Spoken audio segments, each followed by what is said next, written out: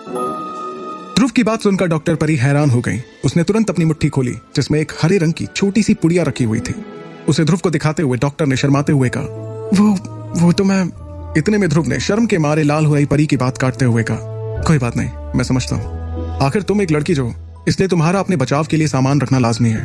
ध्रुव की ये बात सुनते ही डॉक्टर ने तुरंत उस पुड़िया को अलग किया और फिर मुस्कुराते हुए ध्रुव से कहा, समझने के लिए शुक्रिया। और डॉक्टर के इतना कहते ही ध्रुव टेबल पर रखे दूसरे डिब्बे की तरफ बढ़ा और फिर उसने दूसरी चाबी से उस डब्बे का ताला खोलते हुए डॉक्टर से सवाल किया, वैसे उस हरे पाउडर से क्या होता है? इसका जवाब देते हुए डॉक्टर परी ने तुरंत कहा, ये ड्रैगन घास और बाकी कुछ पौधों से बनाया गया है। कोई जैसे इसकी खुशबू अंदर लेता है तो वो फिर कम से कम आधे दिन के लिए सो जाता है। मैं मानती हूँ कि वैसे इस पाउडर की गिनती भी जहर में होती है, लेकिन ये बाकी किसी जहर से बहुत ज्यादा कमजोर है। अगर कोई थोड़ा भी ताकतवर होगा तो उसकी शक्तियां इसे आसानी से खुद ब खुद शरीर के बाहर निकाल देंगी। डॉक्टर के इस जवाब पर ध्रुव ने मुस्कुराते हुए उससे कहा, अच्छा, ये कोई जानलेवा जहर नहीं है, और ये जानकर अच्छा लगा कि कम से कम तुम इतनी खतरनाक तो नहीं हो। ध्रुव ये कहते वक्त चाबी ताले के अंदर कर उसे घुमा ही रहा था कि अचानक ताले में से एक आवाज आई और खुशी से ध्रुव ने डॉक्टर से आगे कहा, दूसरा डब्बा भी खुल गया। उसके बाद ध्रुव ने पिछली बार की तरह अपनी शक्तियां इस्तेमाल नहीं की, बल्कि उसे आसानी से अपने हाथों से खोला। उस गुफा में चमकते मोतियों से निकलती रोशनी के बीच उस डिब्बे के अंदर जो कुछ भी था उसे डॉक्टर परी और ध्रुव ने अच्छी तरह से देखा। और तभी थोड़ा परेशान होते हुए ध्रुव ने कहा, एक और कागज। ये कहकर उसने डिब्बे में से वो काले रंग का कागज बाहर निकाला और तभी उसकी नजर उस पर लिखे शब्दों पर पड़ी और उस कागज को पढ़ते ही ध्रुव की आंखें अचानक बड़ी हो गई और उसने उसी हैरानी के साथ कहा, क्लास 2 की हाई लेवल तकनीक, ईगल विंग। ये तो उड़ने वाली तकनीक है और ये कोई आम नहीं बल्कि बहुत खास उड़ने वाली तकनीक है। इस पर डॉक्टर ने मासूमियत के साथ ध्रुव से सवाल किया, उड़ने वाली तकनीक से तुम्हारा क्या मतलब है? ये नाम पहली बार सुनने की वजह से डॉक्टर ने ध्रुव से ये सवाल किया था। उसने हमला करने वाली तकनीक, बचाव करने वाली तकनीक और तेज भागने वाली तकनीक के बारे में तो सुना था, लेकिन ये पहली बार था जब वो उड़ने वाली तकनीक के बारे में सुन रही थी। वैसे ये नाम सुनकर उसे अंदाजा तो लग ही गया था कि ये तकनीक क्या होगी, लेकिन वो इसके बारे में ध्रुव से और जानना चाह रही थी। तभी ध्रुव ने खुशी से डॉक्टर के सवाल का जवाब देते हुए कहा, जैसा कि तुम्हें नाम से समझ आ रहा होगा, इस तकनीक के इस्तेमाल से कोई भी हवा में उड़ सकता है। ये सुनते ही डॉक्टर ने और ज्यादा हैरान होते हुए कहा, हवा में उड़ सकता है? लेकिन उड़ने के लिए तो हर किसी को द्रोण रैंक हासिल करना जरूरी होता है ना? डॉक्टर के मुंह से ये सवाल सुनते ही ध्रुव ने डॉक्टर के चेहरे पर छाई परेशानी को देखा और मुस्कुराने लगा। ये बात सभी जानते थे कि मार्कस में सिर्फ वही लोग हवा में उड़ सकते थे जो द्रोण रैंक या उससे ऊपर के होते थे, और द्रोण रैंक वाले ज्यादा दूर तक नहीं उड़ पाते थे क्योंकि सिर्फ शक्तिमान या शक्ति सम्राट रैंक के बाद ही कोई अपनी शक्तियों का इस्तेमाल कर जादुई पंख बनाकर दूर तक की उड़ान भर सकता था। और ऐसे ही जादुई पंखों की वजह से वो लोग बादलों के ऊपर भी आसानी से उड़ सकते थे। रही बात उड़ने वाली तकनीकों की, तो वो एक बहुत ही खास और अनोखी किस्म की तकनीकें थी जिनके इस्तेमाल से किसी भी इंसान के पीठ पर 2 छोटे छोटे पंख आ जाते थे, जिसकी वजह से किसी को भी उड़ने के लिए शक्तिमान बनने का इंतजार नहीं करना पड़ता था। लेकिन ये तकनीकें जितनी अनोखी थी, हासिल करने में ये उतनी ही मुश्किल थी। और देखा जाए तो हवा में उड़ना एक ऐसी चीज थी जो लगभग सभी चाहते थे, और इस सपने को पूरा करने के लिए बहुत लोग कोशिशें किया करते कि वो मेहनत और ट्रेनिंग के बलबूते पर शक्तिमान रैंक हासिल कर पाएं ताकि वो अपने सपनों की उड़ान भर सके। लेकिन बहुत से ऐसे लोग भी थे जो उड़ने का शॉर्टकट चाहते थे और इसलिए ऐसी खास तकनीकों की तलाश में रहते थे। तभी ध्रुव ने उस काले रंग के कागज को पकड़ते हुए एक गहरी सांस ली। वो इस वक्त अपनी खुशी को काबू में करने की कोशिश कर रहा था, जिसे देखते हुए डॉक्टर परी ने उससे कहा, तुम्हारे चेहरे को देखकर तो ऐसा लग रहा है कि ये तकनीक तुम्हें चाहिए। मैं सही कह रही हूँ ना? ये सुनकर ध्रुव अपनी हंसी नहीं रोक पाया और उसने हंसते हुए डॉक्टर को जवाब दिया, हर कोई वही लेता है जिसकी उसे जरूरत होती है। आज जो चीजें उसे मिली थी वो किसी चमत्कार से कम नहीं थी और इसलिए ध्रुव बहुत ही ज्यादा खुश दिख रहा था। वहीं उसकी खुशी को देखते हुए डॉक्टर ने उसे सलाह दी, मेरे ख्याल से हम इसका जश्न बाद में मना लेंगे, फिलहाल हमें काफी देर हो रही है, इसलिए आखिरी डब्बा भी जल्दी से खोलो।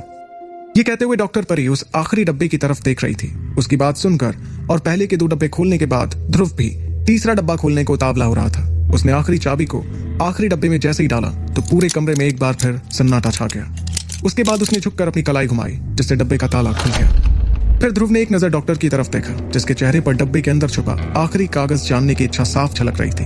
लेकिन तभी अचानक ध्रुव का शरीर अकड़ने लगा और उसने तुरंत पीछे मुड़कर घबराते हुए डॉक्टर परी से कहा, यहाँ कोई आ रहा है। ध्रुव के मुंह से ये सुनते ही डॉक्टर भी घबरा गई और उसने अपना सिर हिलाते हुए ध्रुव से कहा, लेकिन ये कैसे हो सकता है? सिर्फ हम दोनों ही जानते हैं इस जगह के बारे में। इस पर ध्रुव ने चेहरे पर हल्की नाराजगी के साथ परी को समझाया, मुझे साफ सुनाई दे रहा है कि कोई आ रहा है। नहीं रुको, ये तो बहुत सारे लोगों की आवाज है। ध्रुव की बात सुन रही डॉक्टर ने देखा कि इस वक्त ध्रुव उसे गुस्से भरी नजरों से देख रहा था। तभी डॉक्टर को लगा कि शायद ध्रुव को कुछ गलतफहमी हो रही थी और तभी उसने ध्रुव से सवाल किया, तो क्या तुम्हें अब ये लग रहा है कि मैंने उन लोगों को यहाँ बुलाया है? डॉक्टर का सवाल सुनकर भी ध्रुव का गुस्सा कम नहीं हुआ और उसने गुस्से में कोई जवाब नहीं दिया। वहीं ध्रुव की इस चुप्पी से डॉक्टर को भी गुस्सा आ गया और उसने बड़ी आंखें करते हुए ध्रुव से कहा, अगर मैं तुम्हें सच में चोट पहुंचाना चाहती तो बहुत पहले ही पहुंचा चुकी होती। आखिर क्यों इतने आगे आकर तुम्हें धोखा दूंगी? तुम ऐसा सोच भी कैसे सकते हो? ये सुनते हुए ध्रुव ने डॉक्टर परी के चेहरे पर ऐसा गुस्सा देखा जो उसने आज से पहले कभी नहीं देखा था। इसके बाद वो तुरंत पलटकर हड़बड़ी में उस डिब्बे को खोलने लगा, लेकिन वो तीसरा डिब्बा बाकी दोनों डिब्बों के मुकाबले बहुत ज्यादा जाम था और इसलिए उसे खोलने के लिए ध्रुव को ज्यादा मेहनत करनी पड़ी। तभी ध्रुव ने गुस्से में कहा, ये डिब्बा खुल क्यों नहीं रहा है? इतना कहते ही उसने उस डिब्बे को टेबल पर से उठाने की कोशिश की, लेकिन उसकी ये कोशिश भी नाकाम रही क्योंकि वो डिब्बा टेबल से जुड़ चुका था। ये देखकर ध्रुव ने हड़बड़ाते हुए डिब्बे को खोलते हुए कहा, खुल जा डिब्बे। वो डिब्बे को लगातार खोलने की कोशिश कर रहा था कि अचानक उसे पत्थर के दरवाजे के पास कदमों की आहट सुनाई देने लगी और उसने घबराते हुए डॉक्टर से कहा, वो लोग यहाँ आ गए। ध्रुव की इस बात को सुनकर डॉक्टर ने तुरंत अपनी नजरें पत्थर के दरवाजे की ओर की और भले ही उसे कुछ दिखाई न दिया, लेकिन उसे भी अब बढ़ते कदमों की आवाज सुनाई देने लगी। वो दोनों कदमों की आवाज पर ध्यान दे ही रहे थे कि अचानक उन्हें बाहर से एक लड़के की आवाज सुनाई दी। शुक्रिया डॉक्टर परी, हम लोगों को रास्ता दिखाने के लिए। नहीं तो हम तो ये मान बैठे थे कि हमें जो खजाने की जानकारी मिली थी वो सिर्फ एक अफवाह थी। ये सुनते ही डॉक्टर परी ने हैरान होते हुए धीमी आवाज में कहा, अरशान, लेकिन ये यहाँ कैसे? वो इस बारे में सोच ही रही थी कि अचानक पथरीले दरवाजे पर उसे करीब 10 से 12 योद्धा दिखाई दिए जो धीरे धीरे कमरे के अंदर आने लगे।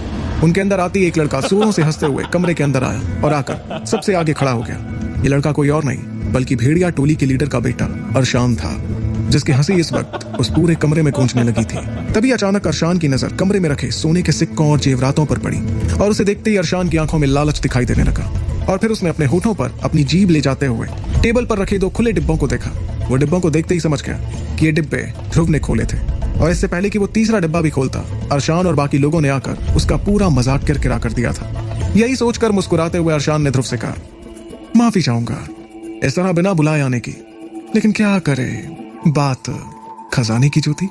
इतने में डॉक्टर परी ने अरशान पर अपना गुस्सा दिखाते हुए उससे सवाल किया, तुम्हें शर्म नहीं आई हम दोनों का पीछा करते हुए? ये सुनकर अरशान ने अपनी मुस्कुराहट बरकरार रखते हुए कहा, मेरे ख्याल में इसे पीछा करना नहीं माना जा सकता, क्योंकि कुछ दिन पहले ही मुझे खबर मिली थी कि डॉक्टर परी किसी खजाने की तलाश में थी और उस खजाने की गुफा इसी इलाके में थी, लेकिन मुझे इसका कोई अंदाजा नहीं था कि ये खुफिया गुफा आखिर थी कहां पर। और इसलिए अरशान अपनी बात पूरी करता उसके पहले ही डॉक्टर ने उसे टोकते हुए तुरंत उससे दूसरा सवाल किया, और तुम्हें ये खबर कहां से मिली? क्योंकि इस गुफा के बारे में मेरे और इस लड़के के अलावा सिर्फ मेरा असिस्टेंट जानता था। कहीं तुमने उसे घूस देकर तो गुफा के बारे में पता नहीं लगा लिया? इस शक के साथ ही परी का गुस्सा और ज्यादा बढ़ गया और तभी अरशान ने उसकी बात का जवाब देते हुए कहा, तुम्हारी असिस्टेंट बेवकूफ है, उसे घूस देने की भी जरूरत नहीं पड़ी। मैंने तो सिर्फ उससे 2-4 मीठी बातें क्या की, उसने मेरे सामने तुम्हारे बहुत से राज उगल दिए, जिसमें से एक राज इस गुफा का भी था। ये सुनते ही परी ने गुस्से से चिल्लाते हुए कहा, तुम्हारी हिम्मत कैसे हुई ऐसा कुछ करने की? लेकिन परी के गुस्से के बावजूद अरशान ने मुस्कुराते हुए उसे जवाब देते हुए कहा, मुझे माफ कर दो परी, लेकिन ये खजाना हमारी भेड़िया टोली के लिए बहुत ज्यादा जरूरी है। एक बार ये हमारे हाथ लग गया तो हम अबाबा की सारी टोलियों को अपने साथ जोड़ लेंगे और वक्त आने पर हम अपना नाम इस शहर से भी आगे ले जाएंगे। और वैसे भी हम इस छोटे से शहर से परेशान हो चुके हैं। इतना कहकर अरशान ने ध्रुव और परी की तरफ देखते हुए आगे कहा, सारा सामान मुझे थमा दो परी, तुम शायद पहले से जानती हो कि तुम्हें मैं कितना पसंद करता हूँ, और अब जो खजाना भी हमारे हाथ लग गया है, इसलिए चुपचाप इसे हमें ले जाने दो। और मैं वादा करता हूँ कि तुम्हें चोट नहीं पहुंचाऊंगा। मैं वादा करता हूँ कि इस खजाने पर तुम्हारा भी हक होगा जब तुम भेड़िया टोली के अगले लीडर यानी मेरी बीवी बनोगी। ये कहते हुए अरशान के चेहरे पर एक उम्मीद थी जिसे देखकर ध्रुव समझ गया कि अरशान सच में परी को बहुत पसंद करता था। लेकिन इस वक्त परी गुस्से के मारे आग बबूला हो रही थी और उसने इसी गुस्से में अरशान की फीलिंग्स के बारे में ना सोचते हुए उससे कहा, तुम्हारी बीवी बन जाऊंगी? तुम ये सोच भी कैसे सकते हो? बल्कि इस वक्त तो मुझे तुमसे बात करने में भी घिन आ रही है। ये कहकर परी ने योद्धाओं के सामने अरशान का मजाक उड़ाया क्योंकि वो उसकी हरकत पर बहुत ज्यादा नाराज थी। उसने कभी नहीं सोचा था कि अरशान इतना नीचे गिर जाएगा कि उसके असिस्टेंट को फंसाकर उससे ये सब उगलवा लेगा। परी की बात सुनते ही अरशान के चेहरे पर गुस्सा साफ दिखाई देने लगा, लेकिन फिर भी उसने अपना गुस्सा छुपाते हुए मुस्कुराकर परी से कहा, मुझे कोई फर्क नहीं पड़ता। अगर तुम अपनी मर्जी से मेरी बीवी नहीं बनोगी तो मैं जोर जबरदस्ती आजमा कर तुम्हें अपनी बीवी बना लूंगा। इतना कहकर अरशान ने परी के बगल में खड़े ध्रुव की तरफ देखा और फिर अचानक से हंसते हुए ध्रुव से कहा, मैंने कहा था तुम्हें कि भेड़िया टोली ज्वाइन कर लो, लेकिन तुमने मेरी बात नहीं मानी और अब हमारे साथ आने के लिए बहुत देर हो चुकी है। उसकी धमकी सुनकर ध्रुव ने अपनी नाक रगड़ते हुए कहा, तुम्हें नहीं लगता कि तुम कुछ ज्यादा ही घमंडी हो? मेरा मतलब तुम्हारी इस महान भेड़िया टोली में एक महादक्ष तक नहीं है उसके बावजूद इतना घमंड, आखिर कैसे? ये सुनते ही अरशान ने आवाज में अहंकार के साथ ध्रुव को जवाब दिया, तुम्हें मारने के लिए महादक्ष की क्या जरूरत? तुमसे तो हम लोग ही निपट लेंगे। चुपचाप सारा सामान मुझे पकड़ा दो और मैं वादा करता हूं कि तुम्हें चैन की मौत मरने दूंगा। यह सुनकर ध्रुव ने अरशान के पीछे खड़े योद्धाओं की ओर ध्यान से देखा। उसने देखा कि योद्धाओं के सीने पर लगे बैज से यह बात जाहिर थी कि वे सभी कम से कम 4 या 5 सितारों वाले एकलव्य थे, लेकिन अरशान एक 6 सितारों वाला एकलव्य था। ध्रुव ने देखा कि कैसे सभी लोग उस पथरीले दरवाजे के सामने खड़े हो गए, और यह देखकर ध्रुव अंदर ही अंदर थोड़ा घबराने लगा। वो जानता था कि मौजूदा हालत में वो सिर्फ 1 या 2 4 सितारों वालों को संभाल पाएगा, लेकिन इस वक्त उसके सामने वैसे 10 से 12 से भी ज्यादा योद्धा थे, और अगर वो अपनी पीठ पर टंगे काले पत्थर को भी निकाल लेता है तो भी वो सिर्फ एक 6 सितारों वाले एकलव्य को ही संभाल पाएगा। और इसलिए ध्रुव समझ गया था कि अगर सभी योद्धाओं ने मिलकर उस पर हमला किया तो वो जरूर उनके हाथों मारा जाएगा। टेबल के पास खड़ा ध्रुव इसी परेशानी में घिर गया कि अब वो करे तो क्या करे। तो आखिर कैसे बचाएगा ध्रुव अपने आप को और डॉक्टर परी को अरशान के चुंगल से? जानने के लिए सुनते रहिए सुपर योद्धा मेरे यानी आरजे रेवांश के साथ।